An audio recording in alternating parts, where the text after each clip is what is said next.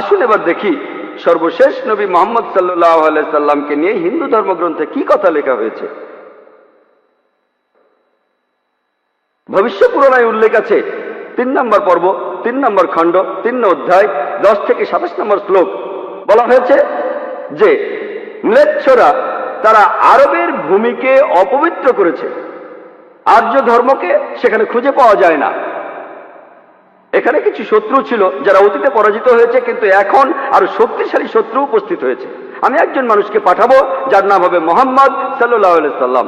তিনি এই শত্রুদের ধ্বংস করবেন আর মানুষকে সুপথে পরিচালিত করবেন। হে ভোজ রাজা, তুমি কখনোই সেখানে যাবে না যেখানে পিশাচদের রাজত্ব, কারণ আমি আমার করুণা দিয়ে তোমাদের হৃদয়কে পবিত্র করব। তখন দেবদূতের মতো একজন মানুষ তিনি রাজার সামনে আসলেন আর বললেন, হে রাজা, আমাকে এখানে পাঠিয়েছেন ঈশ্বর পরমাত্মা। আর্য ধর্ম পৃথিবীতে বিরাজ করবে, যে ধর্মটা সত্য, দ্বীনুল হক, সেটা পৃথিবীতে বজায় থাকবে। আমাকে এখানে পাঠিয়েছেন ঈশ্বর পরমাত্মা, যাতে মাংসভোজীদের বিশ্বাসকে প্রতিষ্ঠা করা যায়। আমার অনুসারীরা হবে সেই লোকেরা যারা সুন্নতে খাতনা করবে, আর তাদের মাথার উপরে কোনো টিকি থাকবে না। তারা একটা বিপ্লব তৈরি করবে, তারা মুখে দাড়ি রাখবে, তারা প্রার্থনার জন্য আহ্বান করবে, বিধিসম্মত সব খাবারই খাবে, তবে তারা শূকরের মাংস খাবে না। তারা লতাগুল্মের মাধ্যমে পবিত্র হবে না, বরং যুদ্ধ বিগ্রহের মাধ্যমে পবিত্র। তাদেরকে বলা হবে মুসলমান, আর তারা হবে মাংসভোজী। এই ভবিষ্যৎবাণী যে একজন ঋষি আসবেন, আর সেই ঋষির নাম উল্লেখ করা হয়েছে মুহাম্মদ সাল্লাল্লাহু আলাইহি ওয়াসাল্লাম। আর বলা আছে তিনি মানুষ জাতিকে সঠিক পথে পরিচালিত করবেন। আমরা জানি মুহাম্মদ সাল্লাল্লাহু আলাইহি ওয়াসাল্লাম আরবদের পথ দেখিয়েছেন। সে সময়কে বলা হতো আয়ামে জাহেলিয়া, অর্থাৎ বিশৃঙ্খলার যুগ। তিনি তাদের আলো সন্ধান দিয়েছেন। আর বলা হয়েছে তার অনুসারীদের খতনা করা থাকবে। মুসলমানরা খতনা দেয়, তাদের মাথায় কোনো টিকি থাকবে না, মাথার পেছনে কোনো লেজ থাকবে না, মুসলমানদেরও থাকে না। তাদের মুখে দাড়ি থাকবে, মুসলমানরাও দাড়ি রাখে। তারা একটা বিপ্লব ঘটাবে, তারা প্রার্থনার জন্য আহ্বান করবে, আর সেটা হলো আজান। আমরা মুসলিমরা আজান দেই, নামাজের জন্য আহ্বান করি। তারা সব বিধিসম্মত খাবার খাবে, কিন্তু শূকরের মাংস তারা ছোবে না। আমরা মুসলিমরা শূকরের মাংস খাই না। তারা লতাগুল্মের মাধ্যমে পবিত্র হবে না, তারা পবিত্র হবে যুদ্ধ বিগ্রহের মাধ্যমে। আর পবিত্রকরণে আমাদেরকে বলা হয়েছে সত্যের জন্য যুদ্ধ করব, অন্যায় অবিচারের বিরুদ্ধে। তাদেরকে বলা হবে মুসলমান, তারা হবে মাংসভোজী। ভবিষ্য পুরাণের এই ভবিষ্যৎবাণী একেবারে পরিষ্কার ভাবে সর্বশেষ ও চূড়ান্ত নবী মুহাম্মদ সাল্লাল্লাহু আলাইহি সাল্লাম এবং তার অনুসারীদের কথা বলছে। মুহাম্মদ সাল্লাল্লাহু আলাইহি সাল্লামের নাম বিভিন্ন জায়গায় অনেকবার বলা হয়েছে, হাতে সময় নেই, সেজন্য ভবিষ্য পুরাণ থেকে কয়েকটা উদাহরণ দিচ্ছি। এই ভবিষ্যৎবাণী করা হয়েছে ভবিষ্য পুরাণের 3য় পর্ব, 3য় খণ্ড, 3য় অধ্যায়ের 5 থেকে 8 শ্লোকে। এছাড়া বলা আছে ভবিষ্য পুরাণের 3য় পর্বে 1ম খণ্ড, 3য় অধ্যায়ের 21 থেকে 23 নম্বর শ্লোকে। সর্বশেষ আর চূড়ান্ত নবী মুহাম্মদ সাল্লাল্লাহু আলাইহি সাল্লামের কথা উল্লেখ করা হয়েছে অথর্ববেদে 20 নম্বর গ্রন্থে 127 নম্বর অধ্যায়ের 1 থেকে 14 নম্বর মন্ত্রে। এগুলোকে আরো বলা হয় কুন্টুব সুক্তাস। কুন্টুব সংস্কৃত শব্দ, অর্থাৎ পেটের একটা লুকানো গ্রন্থি। তার মানে এই মন্ত্রগুলির অর্থ লুকানো রয়েছে, এগুলো পরে জানা যাবে। এখানে সবগুলো মন্ত্র নিয়ে আলোচনা করার মতো সময় নেই, আমি শুধু প্রথম 4টা মন্ত্র নিয়ে কিছু কথা বলবো। 1 নম্বর মন্ত্র বলছে তিনি হলেন নরসাংসা, তিনি হলেন কাওরামা, তিনি পরাজিত করবেন 60,090 জন শত্রুকে। 2 নম্বর মন্ত্র বলছে তিনি উটের পিঠে চড়বেন। 3 নম্বর মন্ত্র বলছে তিনি হলেন মামা ঋষি। 4 নম্বর মন্ত্রে তাকে আরো বলা হচ্ছে রেব। 1 নম্বর মন্ত্র বলছে তিনি হলেন নরসাংসা। নরসাংসা শব্দটা এসেছে নর থেকে, অর্থাৎ কোনো ব্যক্তি বা একজন লোক। আর সাংসা অর্থ প্রশংসা, কারো প্রশংসা করা। তাহলে নরসাংসা অর্থ যে ব্যক্তিকে প্রশংসা করা হয়। আর আপনারা যদি মহানবী মুহাম্মদ সাল্লাল্লাহু আলাইহি সাল্লামের নামের ইংরেজি অনুবাদ করেন, যদি তার নামের ইংরেজি অনুবাদ করেন তার অর্থ যার প্রশংসা করা হয়, তাহলে নরসাংসা শব্দটার আরবি অনুবাদ করলে সেটা হবে মুহাম্মদ সাল্লাল্লাহু আলাইহি সাল্লাম। এখানে নামে উল্লেখ করা হচ্ছে। এরপর বলা হচ্ছে তিনি হলেন কাওরামা। এই কাওরামা শব্দটার একটা অর্থ সংস্কৃতিতে হলো শান্তির রাজপুত্র। আর মুহাম্মদ সাল্লাল্লাহু আলাইহি সাল্লাম শান্তির রাজপুত্র ছিলেন। আরেকটা অর্থ হলো যে বিদেশে যায়। হযরত মুহাম্মদ সাল্লাল্লাহু আলাইহি সাল্লাম হিজরত করেছিলেন মক্কা থেকে মদিনায়, তিনি বিদেশে গিয়েছিলেন। এছাড়া প্রথম মন্ত্রে আছে তিনি 60,090 জন শত্রুকে পরাজিত করবেন। আর সে সময় মক্কায় যেসব লোকজন থাকতো তাদের মধ্যে যারা নবীজির বিরুদ্ধে ছিল তাদের সংখ্যা আনুমানিকভাবে 60,000 জন। 2 নম্বর মন্ত্র বলছে যে তিনি উটের পিঠে চড়বেন। কোন ইন্ডিয়ান ঋষি, কোন ব্রাহ্মণই কখনো উটের পিঠে চড়বেন না, কারণ মনুস্মৃতিতে বলছে 11 নম্বর অধ্যায়ের 202 নম্বর অনুচ্ছেদে বলা হয়েছে একজন ব্রাহ্মণকে কোনো গাধা বা উটের পিঠে চড়তে নিষেধ করা হয়েছে। এতে বোঝা যাচ্ছে ইনি কোন ইন্ডিয়ান ঋষি নন। 3 নম্বর মন্ত্র বলছে তিনি মামা ঋষি। মামা অর্থ মহা, অর্থাৎ মহান ঋষি।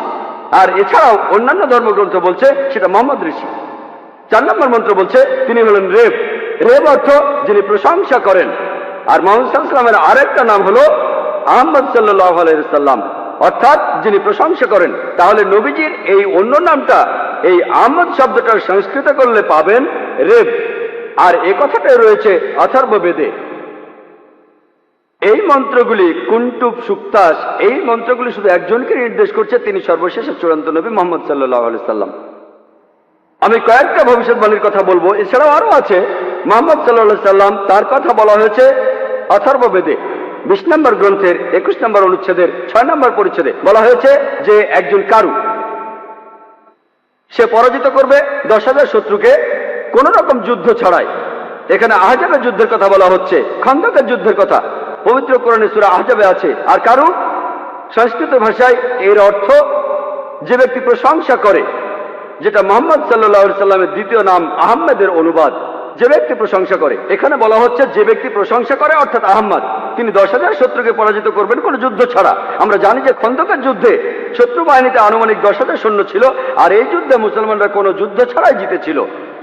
নবীজির কথা আরো আছে অথর্ববেদে 20 নম্বর গ্রন্থের 21 নম্বর অনুচ্ছেদের 7 নম্বর পরিচ্ছেদে বলা হয়েছে যে আভান্দু, তিনি 60,090 জন শত্রুকে আর 20 জন গোত্র প্রধানকে পরাজিত করবেন। আভান্দু একটা সংস্কৃত শব্দ যার অর্থ যে প্রশংসা করে, এটা মুহাম্মদ সাল্লাল্লাহু আলাইহি ওয়াসাল্লামের নামের অনুবাদ। আরো বলা আছে যে তিনি হবেন এতিম। আর আমরা এখন ইতিহাস থেকে জানি সে সময় আনুমানিক 20 জন গোত্র প্রধান ছিল মক্কা শহরে, যারা নবীজির কাছে পরাজিত হয়েছিল। আর মক্কার যেসব লোক তার বিপক্ষে ছিল তারা ছিল প্রায় 60,000। এই ভবিষ্যৎবাণীর কথা আরো আছে ঋগ্বেদে 1 নম্বর গ্রন্থের 3 নম্বর অনুচ্ছেদের 9 নম্বর পরিচ্ছেদে। এখানে সংস্কৃত শব্দ হলো সুশ্রামা। সুশ্রামা এটাও একটা সংস্কৃত শব্দ যার অর্থ যে ব্যক্তি প্রশংসা করে, যেটা মুহাম্মদ সাল্লাল্লাহু আলাইহি ওয়াসাল্লামের নামের অনুবাদ। আরো অনেক ভবিষ্যৎবাণী আছে, এখানে সময় কম তাই সবগুলো বলতে পারছি না। নবীজির কথা আরো বলা হয়েছে সামবেদে উত্তর চিকে 15 নম্বর মন্ত্রে বলা হয়েছে যে আহম্মদ, তাকে দেওয়া হয়েছে অবিনশ্বর আইন। এখানে নবীজির নাম বলা হয়েছে আহমদ সাল্লাল্লাহু আলাইহি সাল্লাম, তাকে দেওয়া হয়েছে অবিনশ্বর আইন। পবিত্র কুরআন এটাই তার শরিয়া। কিন্তু যদি এই অনুচ্ছেদটার অনুবাদ পড়েন, আহমদ শব্দটা আসলে আরবি শব্দ, তারা এটার অনুবাদ করতে পারেনি, তাই লিখেছে আহাম মাটি। আহা আর মাটি সংস্কৃত শব্দ যার অর্থ আমার বাবা, তার মানে আমার বাবাকে দেওয়া হয়েছে অবিনশ্বর আইন। অনুবাদটাতে আপনারা আলাদা শব্দ দেখবেন, তবে অরিজিনাল গ্রন্থে আছে আহম্মদ। এই আহমদ শব্দটা হিন্দু ধর্মের অন্যান্য গ্রন্থগুলোতেও রয়েছে, যেমন আছে সামবেদে ইন্দ্র 2য় অধ্যায়ের 152 নম্বর মন্ত্রে নবীজিকে আহমদ বলে ডাকা হয়েছে যজুর্বেদে 31 অধ্যায়ের 18 অনুচ্ছেদে, ঋগ্বেদের 8 নম্বর গ্রন্থের 6 নম্বর অনুচ্ছেদের 10 নম্বর পরিচ্ছেদে। এছাড়া মহানবী সাল্লাল্লাহু আলাইহি সাল্লামকে বলা হয়েছে আহমদ, সেটা আছে অথর্ববেদের 8 নম্বর গ্রন্থের 5 নম্বর অনুচ্ছেদের 16 নম্বর পরিচ্ছেদে। এছাড়াও আছে অথর্ববেদের 20 নম্বর গ্রন্থের 126 অনুচ্ছেদের 14 পরিচ্ছেদে। মহানবী সাল্লাল্লাহু আলাইহি সাল্লামকে শুধু আহমদ নামে ডাকা হয়নি, আহমদ উনার একটা নাম, তাকে আরো বলা হয়েছে নরসংসা অনেক জায়গায়, হিন্দু ধর্মগ্রন্থের অনেক জায়গায়। আর আমি আগেও বলেছি যে নরসংসা শব্দটা এসেছে নর থেকে, যার অর্থ একজন মানুষ বা একজন ব্যক্তি। আর সংসা যার অর্থ প্রশংসা, প্রশংসা করা। তাহলে নরসংসা অর্থ যে ব্যক্তির প্রশংসা করা হয়। এটাই হলো সর্বশেষ চূড়ান্ত নবী মুহাম্মদ সাল্লাল্লাহু আলাইহি সাল্লামের নামের সঠিক ইংরেজি অনুবাদ। নবীজিকে হিন্দু ধর্মের গ্রন্থগুলিতে অনেক জায়গায় নরসংসা বলে ডাকা হয়েছে।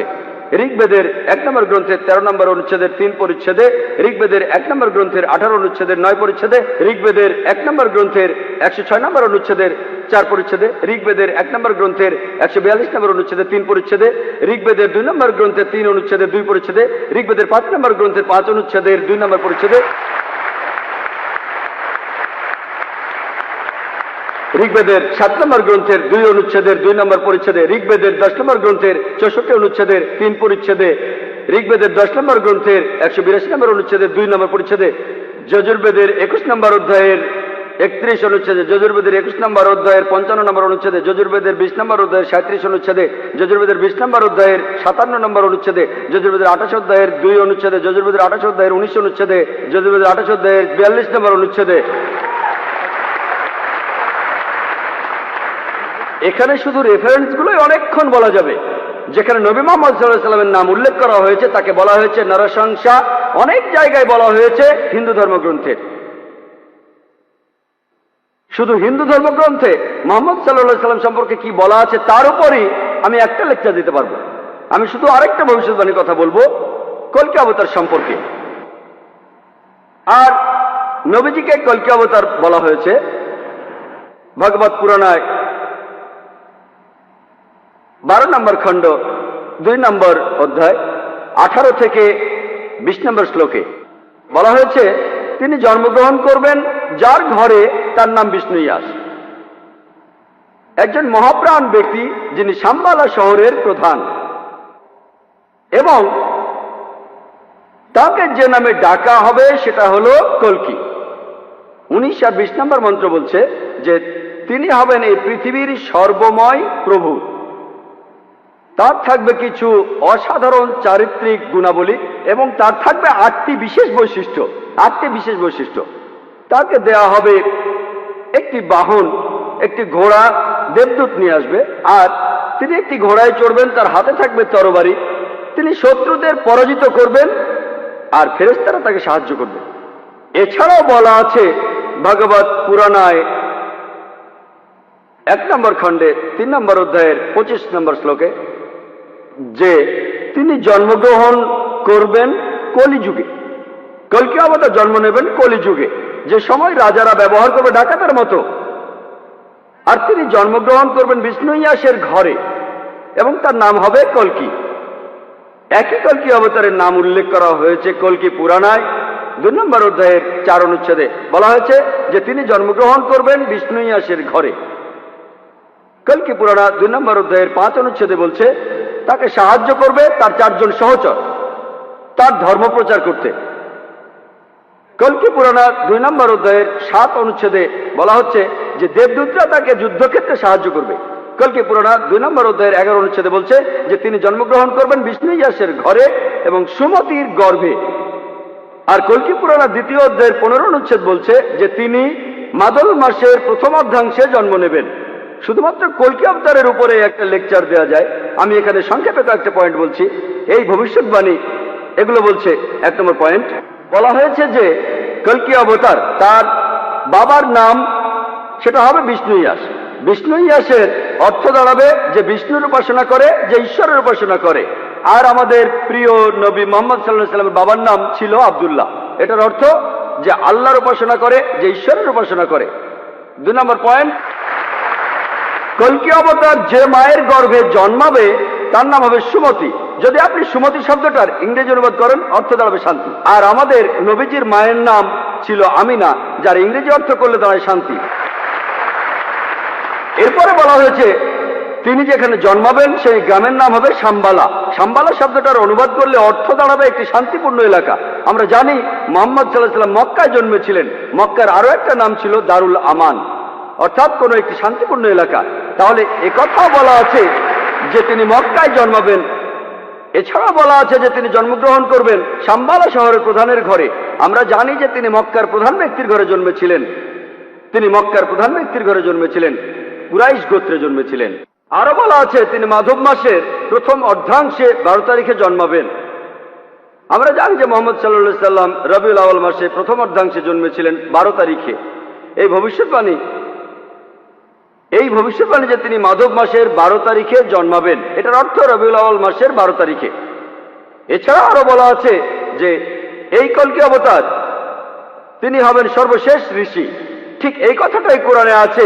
সূরা আহজাবের 40 নম্বর আয়াতে উল্লেখ করা আছে যে মা কানা মুহাম্মাদুন আবা আহাদিন মির রিজালিকুম ওয়ালাকিন রাসূলুল্লাহ ওয়া খাতামুন নবিয়্যিন ওয়া কানা আল্লাহু বিকুল্লি শাইইন আলিমা। এর অর্থ মুহাম্মদ সাল্লাল্লাহু আলাইহি সাল্লাম তোমাদের মধ্যে কোনো পুরুষের পিতা নহেন, বরং তিনি হলেন আল্লাহর রাসূল এবং তিনি হলেন এই পৃথিবীর চূড়ান্ত নবী, তিনি শেষ নবী। নিশ্চয়ই আল্লাহ সর্ববিষয়ে জ্ঞাত। আরো বলা আছে যে এই কলকি অবতার জ্ঞান আরোহণ করবেন পরশুরামের কাছ থেকে, অর্থাৎ মহান স্রষ্টা একটা পাহাড়ের উপর।